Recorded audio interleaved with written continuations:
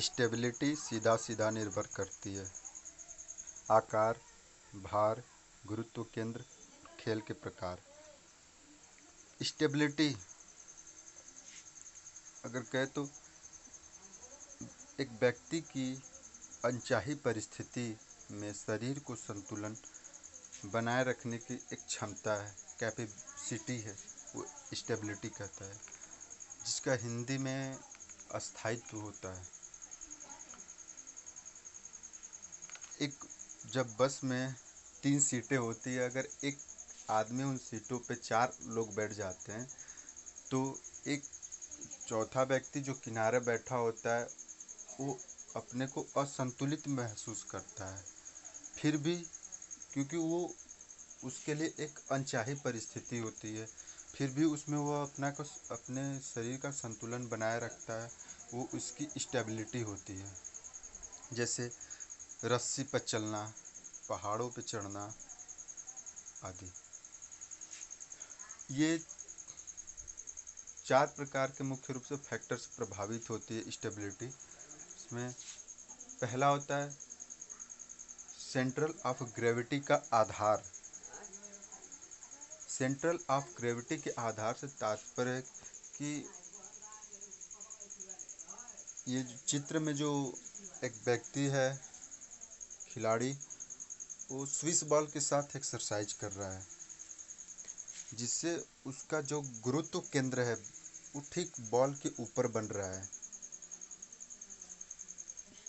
यदि इसी बॉल की जगह अगर टेनिस बॉल दे दिया जाता है इसको, तो इसका गुरुत्व केंद्र बॉल पे अस्थायी नहीं बन पाता है, क्योंकि टेनिस बॉल का जो आधार होता है वो बहुत छोटा बन जाता है, आधार का आकार छोटा बन जाता है, जिससे वो अनस्टेबल हो जाता है। दूसरा है अधिकतम द्रव्यमान, अधिकतम स्टेबिलिटी। इसका तात्पर्य है कि किसी भी वस्तु में जितना भार होगा, द्रव्यमान होगा, वो वस्तु उतना ही स्टेबल होगी। जैसे हम एक टेनिस बॉल को दूर तक फेंक सकते हैं, और जबकि एक 60 फुट बॉल को दूर तक नहीं फेंक सकते, क्योंकि उसमें द्रव्यमान होता है, भार होता है, जिसके कारण 60 फुट अपने को जल्दी से स्टेबल कर लेता है। जैसे यदि हम इसी एक्सरसाइज करते हुए व्यक्ति जो स्विस बॉल के साथ कर रहा है, अगर ये स्विस बॉल का क्षमता जो है 50 किलो सहन करने की है, अगर इसी स्विस बॉल पे अगर 100 किलो का भार या वजन दे दिया जाए तो ये उस भार को सहन नहीं कर पाएगी और ये अस्थिर हो जाएगी, असंतुलित हो जाती है। खेल के प्रकार की बात करें ऑप्शन डी में, तो इसका कोई संबंध हमारी स्टेबिलिटी से नहीं होता है। तब किसी भी वस्तु का, व्यक्ति का जो आधार होता है उसके आकार पे ही सीधा सीधा उसकी स्टेबिलिटी निर्भर करती है।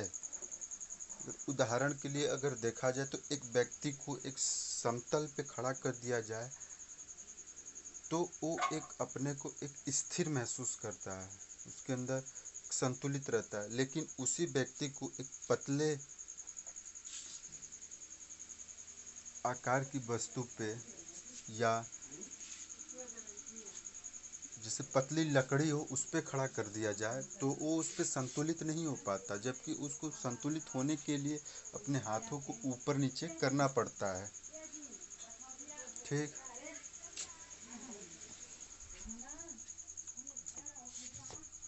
इसलिए जो होता है किसी भी सरफेस का आकार, आधार का आकार स्टेबिलिटी पर सीधा सीधा निर्भर करती है।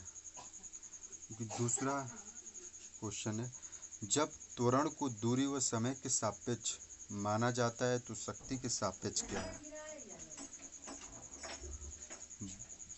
बल गुणे त्वरण, बल गुणे गति। त्वरण गति और कोई नहीं। त्वरण को बल व समय के सापेक्ष माना जाता है। त्वरण क्या है? गति का तीसरा प्रकार त्वरण होता है। गति 5 प्रकार का होता है, जैसे reaction ability, speed of movement, acceleration ability, speed endurance. तो त्वरण कम से कम समय में उच्चतम यानी अपने टॉप लेवल की गति को प्राप्त करना ही एक्सेलरेशन एबिलिटी होती है। और जब कम से कम समय में वो उच्चतम गति को प्राप्त करता है तो उसी के सापेक्ष कम से कम समय में वो अधिकतम दूरी को प्राप्त भी करता है। जैसे हम अपने उच्चतम गति को प्राप्त किए तो जितनी हमारी गति होगी उतने कम समय में हम अधिकतम दूरी को प्राप्त करेंगे। तब त्वरण को दूरी व समय के सापेक्ष माना जाता है।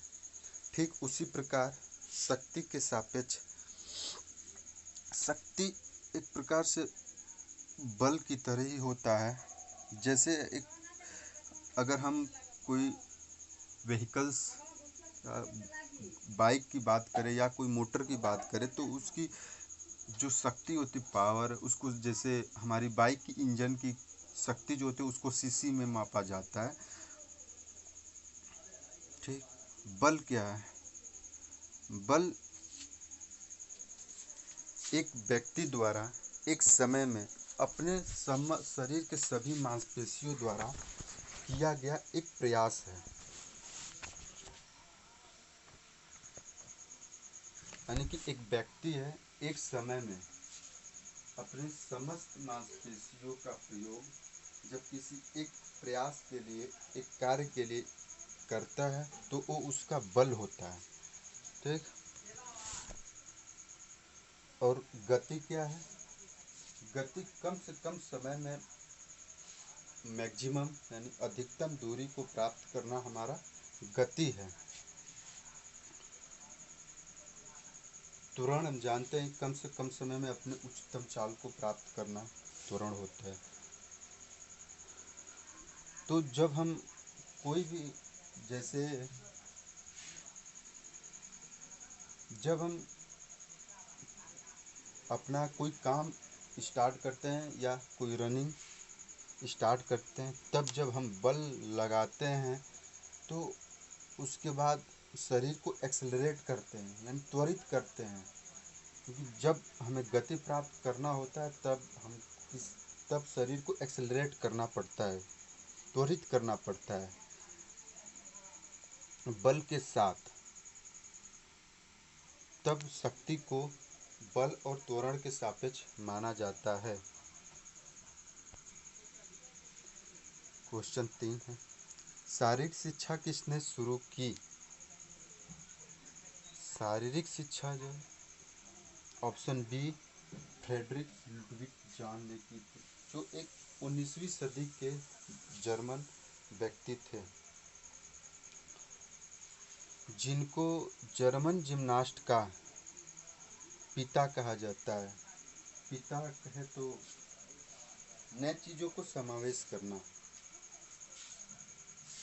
तो पहले से चली आ रही फ्रेडरिक गटमस जो जर्मन के विद्वान थे, वो जिम्नास्टिक को एक क्रमबद्ध तरीके से चला रहे थे। तो उसमें फ्रेडरिक लुडविग जॉन अपने समय में उस क्रमबद्ध चल रहे जिम्नास्टिक में नई गतिविधियां, नए उपकरण को जोड़ दिया, जिसके लिए उनको वहाँ के जर्मन जिम्नास्ट का पिता कहा जाता है। इन्होंने एक टर्नवेरिन आंदोलन भी चलाया था। उसका तात्पर्य था कि उन्होंने एक व्यायामशाला बनाया था और उसी में लोग एक्सरसाइज किया करते थे। जब उनमें भारी संख्या में लोग जुटने लगे तो उसको एक आंदोलन का रूप दे दिया गया और उसको टर्नवेरिन आंदोलन के नाम से जाना जाना लगा। क्योंकि फ्रेडरिक जॉन जो थे वो जर्मनी में एक राष्ट्र भावना पैदा करना चाहते थे, एक आज़ादी के लिए वो लड़ना चाहते थे। तो उन्होंने जिम्नास्ट को हथियार बनाया, जिसके माध्यम से लोगों को इकट्ठा किया जा सके, उनके अंदर राष्ट्र भावना जगाई जाए।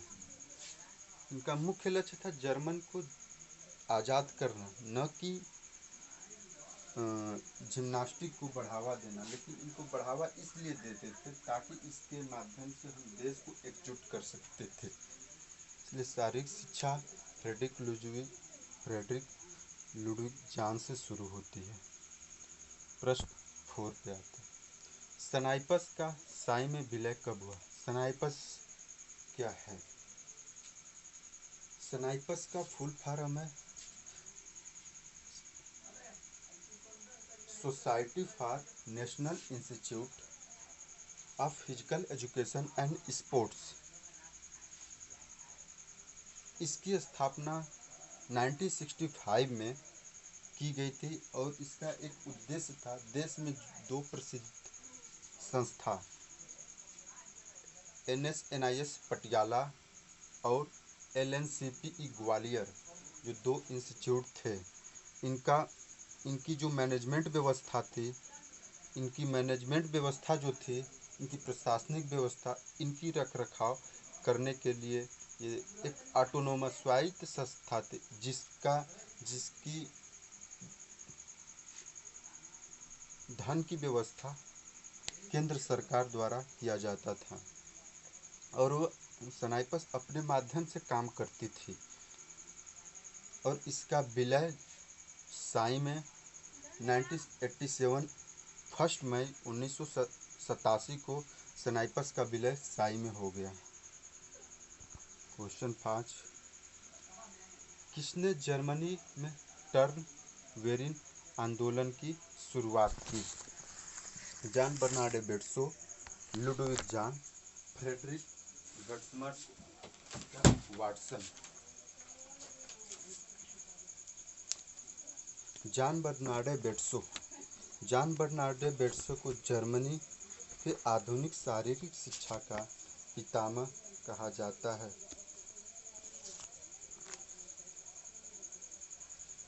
बेट्सो जो एक रूसों के विचारधारा से प्रभावित थे और वो एक प्रकृतिवादी व्यवस्था को मानते थे, इसलिए उन्होंने एक जर्मन में सन 1774 में डेसू नामक स्थान पर एक विद्यालय खोला। विद्यालय का नाम था फिलेंथ्रोपियन विद्यालय का नाम था, जो प्राकृतिकवादी विचारधारा पे चलती थी। फ्रेडरिक गट्समट्स जो थे, जर्मन जिम्नास्ट का पितामह कहा जाता है। पितामह यानी कि उनको एक क्रमबद्ध रूप दिया। फ्रेडरिक गट्समट्स ने जर्मनी में जो जिम्नास्ट प्रक्रिया थी उसको एक क्रमबद्ध रूप दिया और उन्होंने 2 पुस्तकें भी लिखी, जिम्नास्टिक फॉर यंग और खेल जो पुस्तक थी उसमें 105 खेलों का विस्तृत वर्णन मिलता है।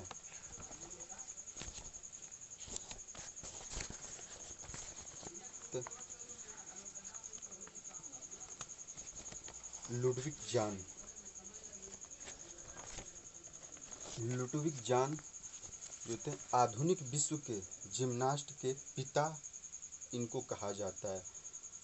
पिता अर्थात नए तरीके से प्रस्तुतिकरण करना, यानी उन्होंने जिम्नास्ट में एक नए उपकरण और गतिविधियों की खोज की और उनका प्रदर्शन किया और उसको एक कलात्मक ढंग से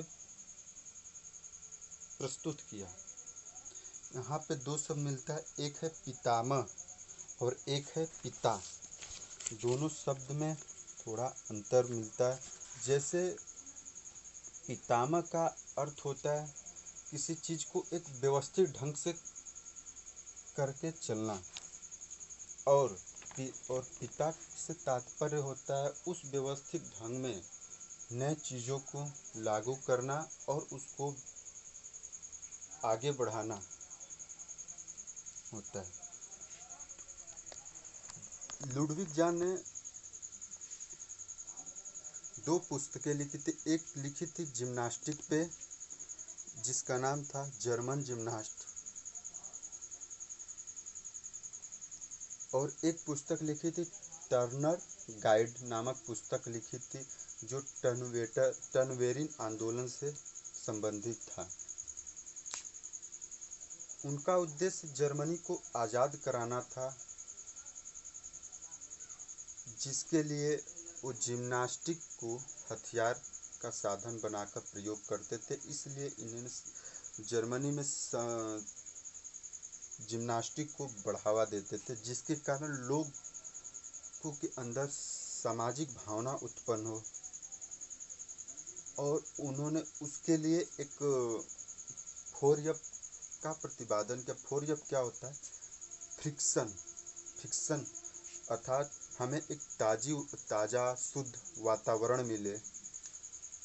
दूसरा एफ होता है फ्राम, पवित्र, यानी कि हम नेगेटिव बातों को दूर करके एक सुविचार, एक सही विचार लाएं। तीसरे एफ से तात्पर्य फोइलिच, यानी कि हंसमुख। जब नकारात्मक विचार हम निकाल देते हैं, तब राष्ट्रीय आंदोलन में भाग ले रहे वो जिम्नास्ट करें, तब हम हंसमुख की ओर जाएंगे। अर्थात कहने का तात्पर्य है कि व्यक्ति तब हंसमुख होगा जब वो अपने अंदर से नकारात्मक भावनाओं को निकाल के जो हम राष्ट्रीय आंदोलन में भाग ले वो जिम्नास्टिक के माध्यम से, तब हम लोग हंसमुख रहेंगे। 4F का तात्पर्य फ्री, मुक्त। जिम्नास्टिक को अपनाकर हम अन्य कार्यों से शरीर मुक्त स्वरूप में आभास करेंगे, यानी कि जिम्नास्टिक के माध्यम से हम अपने शरीर को मुक्त अवस्था में महसूस करते हैं।